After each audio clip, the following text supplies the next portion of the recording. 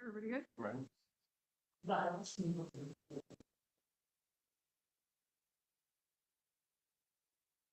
Good evening, everybody. Welcome. Tonight is the Euclid Township Board of Supervisors meeting for the month of July.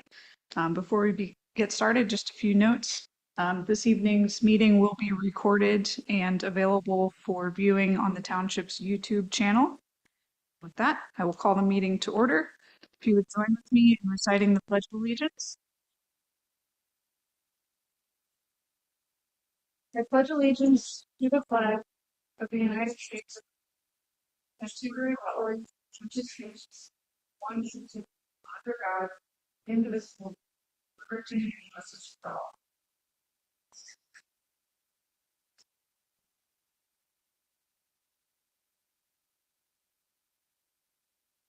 Before we begin our business agenda tonight, I'd like to draw your attention to Euclid Township Resolution number 2023-08, which can be found at the back of the room, outlining public participation rules and guidelines for public meetings. Residents and taxpayers of the township who wish to address the board during the public comment period at the end of the public meeting should sign their names to a sign-in sheet, which is provided by the township at the back of the room. Speakers must identify themselves by name and street name. A business or an organization is encouraged to designate one person to present comments on its behalf. The speaker must direct all comments to the Board of Supervisors and not to staff. Each speaker recognized by the board chair will be given 3 minutes to comment during the public comment period. No official board action will be taken on items presented during the public comment period at the end of the meeting. Items may be referred to township staff and/or the appropriate working group or subcommittee for further research and discussion. Matters addressed publicly to the board will be taken under advisement, and either the board will respond to the person raising the issue directly at a later date, or the board will respond to the items during a future public meeting as an agenda item. The board need not engage in discussion on comments offered. Speakers should limit repetitious comments and, when appropriate, acknowledge agreement with the previous speaker's comment or position. While the public has the right to make critical remarks, the public does not have the right to disrupt a meeting. In cases of serious disruption, the board will adjourn the meeting or take other such action to resolve the disruption as appropriate under the circumstances. With that, is there a motion to approve the minutes of the June 25th, 2026 special meeting and the July 9th, 2026 workshop meeting? I move to approve the minutes of June 25th, 2026, and the special meeting and July 9th, 2026 workshop meeting. I'll second. Is there any public comment? Any board comments or questions? No. All right, we'll call the vote. All in favor? Aye. Aye. Motion passes. All right, we'll start with our reports this evening. First up, we have the police. Good evening, everyone. For June of 2026, officers documented 806 entries in the reporting system. We conducted 4 motor carrier details at the waste station, weighing 1,569 commercial vehicles, of which 9 were overweight. 13 trucks and 2 drivers were placed out of service. For the month of June, the department did several community outreach.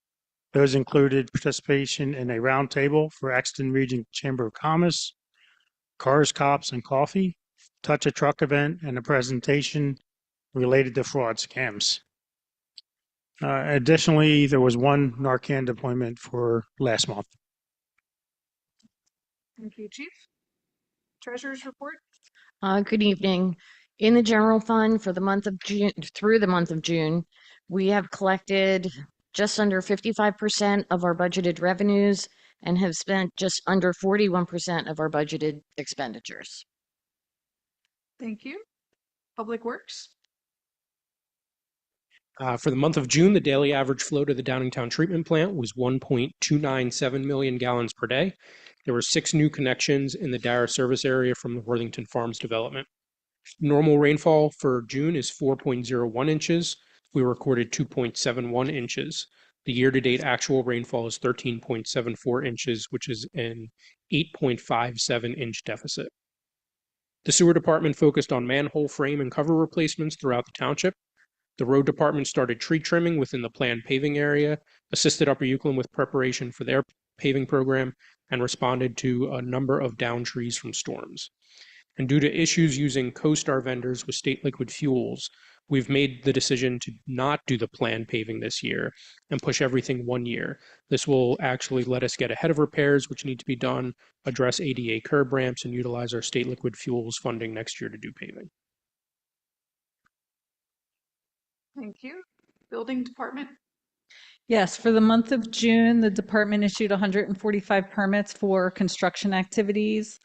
209 inspections were conducted, 11 fire inspections were conducted, 81 use and occupancy certificates were issued. The fire marshal responded to 19 incidents during working hours and conducted 1 burning complaint investigation.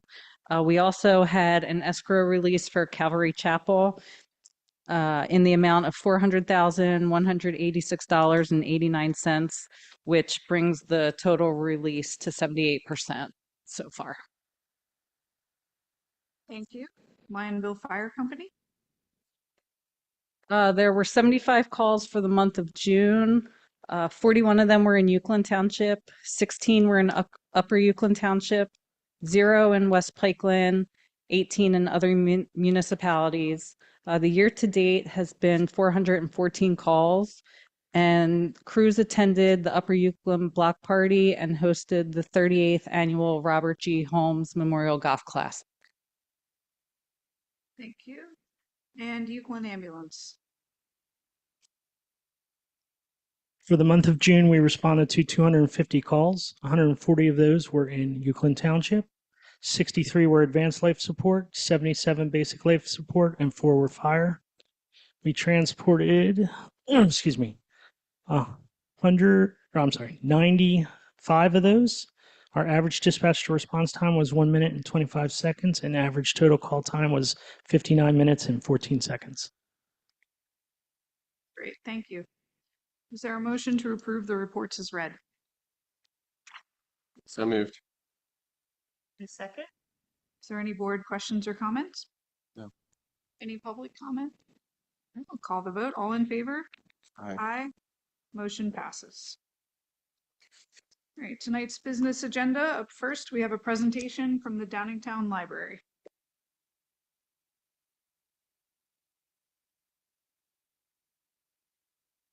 Good evening, everybody. I'm here for my annual report on what the library has been up to, how things are going, what sort of plans we have. I included some documents that I believe are in your packet. I'm going to start with our annual report sheet here. And I just wanted to give you some context for some of the numbers you see on that report sheet. So our population is a little over 50,000 for 2025. That was a 6,000 person increase from 2024. So we're seeing the effects of a lot of building and people moving into our service area, which is great. A lot of those people do come and get library cards. So we're seeing increases every year in our number of card holders. And it's important to note that a library card is necessary to check out materials from the library, but you don't need a library card to use the building, whether that's because it's hot out and you want some air conditioning, or you want to get a drink, or you need to use the restroom, or you want to sit at a table and study and do tutoring for several hours. And it's not necessary to have a library card in order to come to a library program. So people can come to our programs whether or not they are card holders. And we do that to make it as accessible as possible for people to register and attend programs. A lot of our programs we're moving to a drop-in model, especially for some of our story times, so that parents don't necessarily have to plan a week in advance that they're going to be somewhere on Wednesday morning at 10:30. If everybody gets up that day and we're all feeling happy with breakfast and we want to go out, because we're 2 and sometimes we don't want to do things, we go to the library. And if that's not going to happen today, we go next week, and it's all good. So we're using that model, and it's been really successful. A lot of our drop-in story times, we're seeing 75, 100 people. Some of our outdoor ones, we've had up to 150. So people love dropping in at the drop-ins. Some other numbers you're seeing here, our door count was a 6,000 increase, or about 6% over 2024. We offered 144 more programs in 2025 than 2024 and saw a 32% increase in the number of attendances at programs. And we had about a 6% increase in our circulation as well. So we're really on an upward trend at the library. Recently, we're in summer reading season, so we had our kickoff on June 8th. We had over 400 people come to the library that day. It was a lot of fun. Thankfully, it was great weather, so we could do that outside. So it'd be really hard to fit everybody indoors. We had lots of different activities. I was not able to count how many faces I painted, but it was a good number of them. And we've had in June 1,347 people of all ages who registered for summer reading. So people can still register for summer reading actually throughout the entire summer. Most people at this point are registered and are now coming to redeem and get their raffle tickets as they do their reading.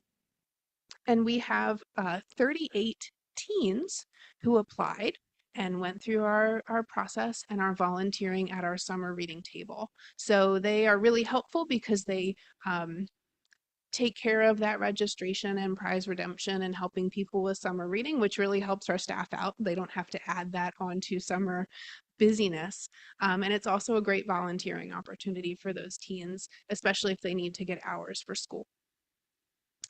And I included as well just some of our July program highlights. These are programs for kids. We also have programs for adults, and this doesn't include our drop-ins because we just can't fit everything on one page. So this kind of gives you a sense of some of the things we have. I am personally kind of excited about our biology evals program tomorrow. That's with one of our park ranger friends from March Creek, and the kids will actually get to dissect an owl pellet, which sounds really cool. Kind of wish I was in grades 5 through 8, but just have to check in the window and see how it's going. But we have a lot going on at the library, and we're just having a really fantastic reception of our programs from the community and really great attendance. For adults, this year we added at request a mystery book club and a nonfiction book club in addition to our regular book club. And we've also been expanding our Mahjong offerings. We started with lessons in the beginning of 2025, and we cannot give people enough Mahjong. However much we can offer, they want more. So that has been really great for adults. We also just put together a middle school writing club for the summer, and that has been delightful. We have a couple of kids who are coming every 2 weeks, and they're so excited to do some writing, share writing with each other. So we're looking at how to keep that going in the school year, what times might work for kids that age. And we, of course, have all of our regular 3 crafting and knitting groups every week. We have a regular book club, a writers group. We have 2 board game nights every month. So lots of just standard recurring programs that people tell us, like, this is my social circle. I love Thursday night knitting. This is when I see my friends. So we're really happy to be able to help people make those connections and engage with the community.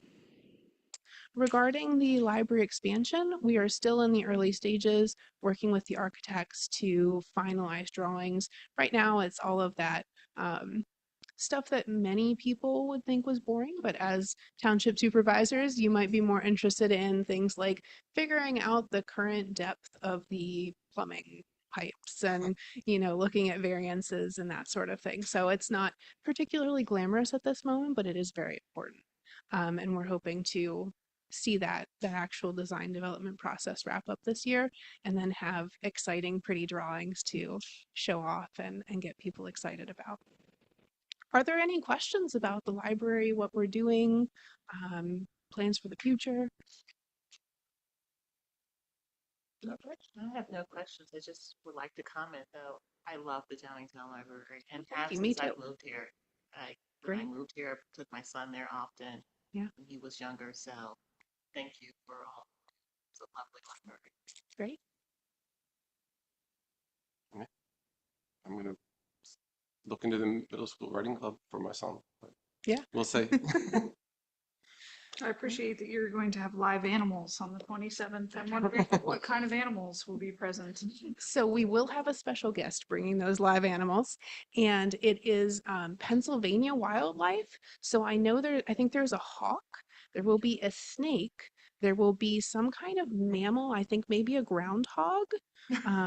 So there will be kind of a variety of animals for everybody to see.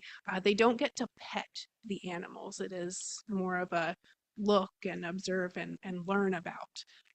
But we do think it'll be kind of neat. We're actually, the borough offered us the use of one of the pavilions in Kerr Park so that it can be outside and we can get more people that way as well. Wonderful. Yeah. Thank you very much. Sure. Thank you.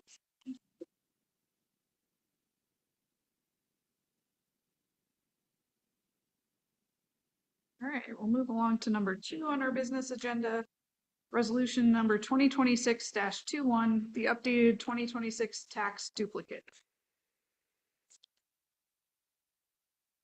Yes, the changes to the tax resolution. In June, we issued 14 interim bills totaling $4,934.97. We issued 2 refunds for reduced assessments in the amount of $1,229.45. And there were 16 assessment changes that resulted in bills less than $5. So we're exempting them, and that was a total of $87.41.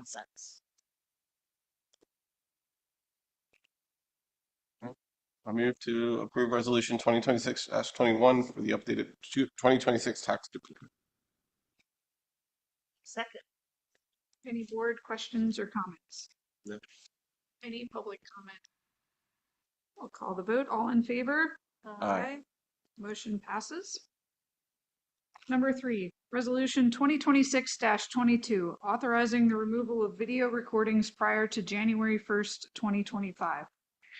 In 2023, the board at the time passed a resolution indicating videos of township meetings will be removed from the township's YouTube channel after a year, but subject to further resolution of the board.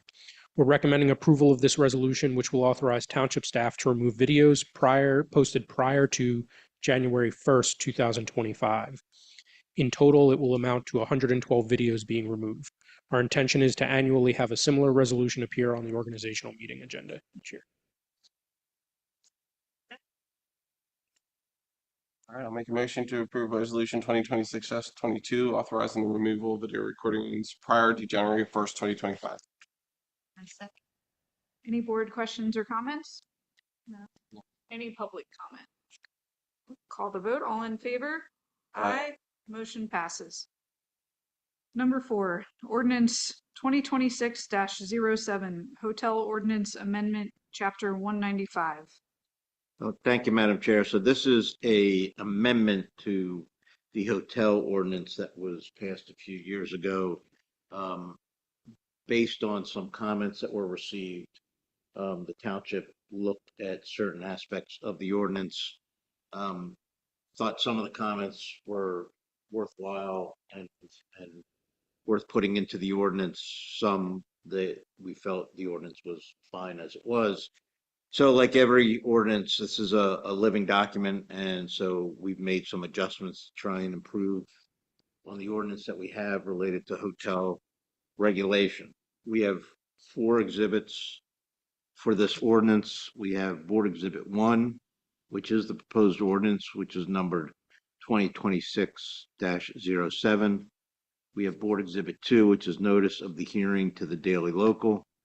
Board Exhibit 3, which is proof of publication in the Daily Local on July 2nd, 2026, and Board Exhibit 4 for the certificate of posting. So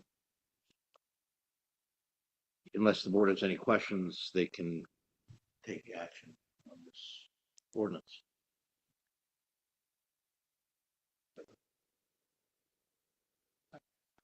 I'll make a motion to approve ordinance 2026-07, amending the hotel ordinance, chapter 195. Any board questions or comments? Yes. Any public comment? Seeing none, I'll call the vote. All in favor? Aye. Motion passes. Number 5, authorization to re-advertise the industrial uses ordinance. You had authorized us to advertise an industrial uses ordinance last month. However, after comments from both the township and county planning commissions, we've made some changes and are requesting permission to re-advertise the ordinance. Just to highlight the bigger picture changes to the ordinance, we've added consideration for commercial delivery vehicles. We've bolstered the substantial change in use provisions. We've removed the ability to have on-site power generation for normal operations except for solar, and we've removed the ability to utilize ground wells or surface water withdrawals. I move for the authorization to re-advertise the industrial uses ordinance. Second. Any board questions or comments? I will just add, I appreciate the attention the staff has spent on drafting and making changes to this, the quick turnaround. Any public comment? All right, all in favor? Aye. Motion passes. Number 6, authorization for the township manager to contract with CoStar's vendor Two Dudes Painting for Pine Creek Pump Station. I love the company name. I'm seeking authorization to enter into a contract with CoStar vendor Two Dudes Painting in the amount of $44,200 to paint the Pine Creek Pump Station. This will include both interior and exterior painting and painting of the downstairs piping. The last time the pump station was painted 23 years ago, and we anticipate similar longevity. Nice. Let's do a refresh. I move for the authorization for the township manager to contract with CoStar's vendor Two Dudes Painting for the Pine Creek Pump Station. I second. Is there any board questions or comments? Any public comment? All those in favor? Aye. Motion passes. Number 7, Industrial Development Authority appointment. Chris Bauman sent his resignation on July 9th, and Mamie Bauman is looking to fill his unexpired term until December 31st, 2029. I move to appoint Mamie Bauman to fill Chris Bauman's unexpired term on the Industrial Development Authority. A second? Any board questions or comments? No. Any public comment? All those in favor? Aye. Motion passes. Number 8, Eagleview Town Center Phase 2, lots 17 and 20, conditional use decision. Last month, you heard the conditional use application for the modification of Phase 2 of the previous Eagleview Town Center 2. This application was to reconfigure the previously approved 82-unit apartment building into 2 separate buildings containing a total of 93 apartment units, as well as the construction of 4,800 square foot addition to the existing commercial building. The applicant was still requesting conditional use approval for having over 200 parking spaces, a 20% reduction of the number of required parking spaces, an increase of height of the buildings from 35 feet to 56 feet, and an extension of the 12-month construction requirement. We had drafted a condition for your consideration and hopeful approval for tonight. And some of those conditions that are listed in the decision include that the applicant submit a land development plan following the conditional use decision if approved. The property remains subject to the protective covenants and restrictions of Eagleview Corporate Center, which shall be amended as may be necessary for the consistency with the decision and land development approvals for the project. Those amendments shall be submitted to the township for review prior to recording. Impact fees for the project shall be determined and agreed upon between the township and the applicant and shall be payable at the phase of the project. Although Hankin has committed to constructing LEED Silver standard buildings, more sustainable options shall be evaluated and explored. The Hankin Group shall comply with the application plan submitted and supporting material and evidence that was submitted. Hankin Group shall comply with the rules, regulations, ordinance of the township, the Commonwealth of Pennsylvania, the zoning ordinance and land development ordinance. All permits shall be obtained and approvals from all agencies. A designated parking space shall be assigned near the entrance for deliveries, and the applicant shall provide financial security as the township engineer determines appropriate, and an extension from the 12-month construction period, which was previously granted at 10 years from land development approval of phase 1, shall restart at the date of the conditional use decision.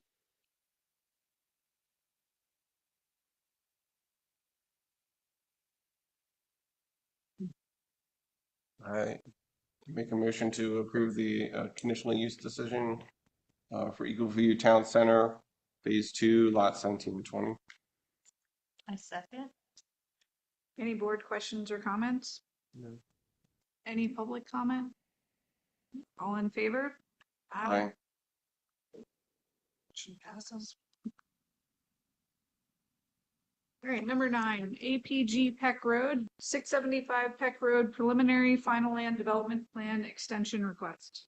Yes, we received a letter from Gina Gerber of Riley Riper, Holland and Colagreco, who represent the applicant, granting a third extension of time through September 30th, 2026, in order to give the applicant time to address the second round of review letters issued by the township's consultants, and for an opportunity for the consultants to re-review the plan.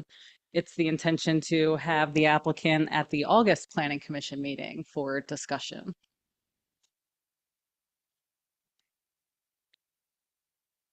Make a motion to approve the extension request for the preliminary final land development plan for 675 Peck Road.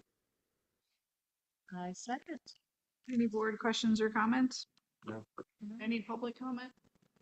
All in favor? Aye. Aye. Motion passes.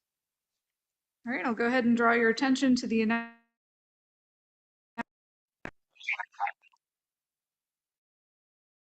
going to read them all, but I do want to draw special attention to the Board of Supervisors Rockwell Downingtown LLC hearing that will be starting next week on July 23rd at 6 p.m.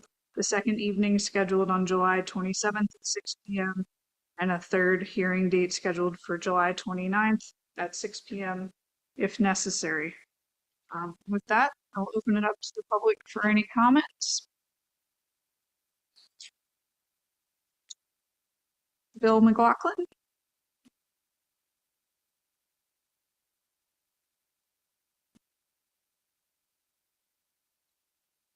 The presenters all day and I get 3 minutes, I'll tell you. Tough crowd.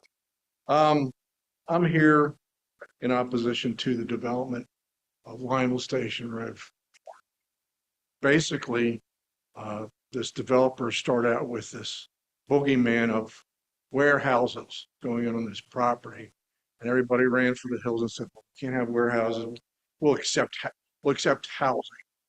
He's not going to build warehouses. He can't afford to build warehouses. He's paying twice the amount per square foot of building for this ground than the people in Happy Days Farm did.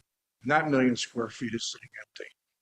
Furthermore, warehouses and fulfillment centers are already in the decline through AI, but they're doing what's called just-in-time shipping, where they're shipping straight from the manufacturers to the consumer and just taking a cut on the way through. It's very efficient, and it reduces the need for warehousing and the staff and amount of trucks and stuff that goes with that. Downingtown bought that property in an effort to get a third campus. They were unsuccessful. The supervisors were not in the mood to listen to that as a conditional use. So we pivoted. I came to work for Downingtown School District in 2006 when they bought it as the director of capital projects. So we pivoted and came up with a STEM idea. We had a bubble in the school of high school students. And we were able to siphon off those 800 students to STEM. Didn't have to build a $150 or $200 million high school. Very elegant decision. Since that time, the district has been through Hankin, Audubon, Carvana, and now Rockland. None of these people are friends. They're not good for us. School district's not our friend. They're going to try and shove a swim center down our throats. This township bears a tremendous burden of school district facilities already. You all know. You have Shimona Creek, the sixth grade center, the full campus on Lionville. You've also got Euclid Hills. Pickering Valley Elementary School might as well be in the township that's on the line. It just isn't fair. It isn't fair. The residents of this township to be burdened with that much more traffic. And if anybody's driven on that road, I don't see how it could possibly work without tremendous amount of re-engineering of intersections and the like, all of which is said to be backward looking. In other words, oh, we're going to build it and we're going to sample it. And if we have a problem, then we're going to have to do something. That's not how we do development around here. It's a terrible, terrible thing. You're representing the people in Euclid Township, not the developer, and begging you to represent the people in Euclid Township. Being fooled by this guy or this company, and it's not really fair to us. Thank you. Thank you for your comment.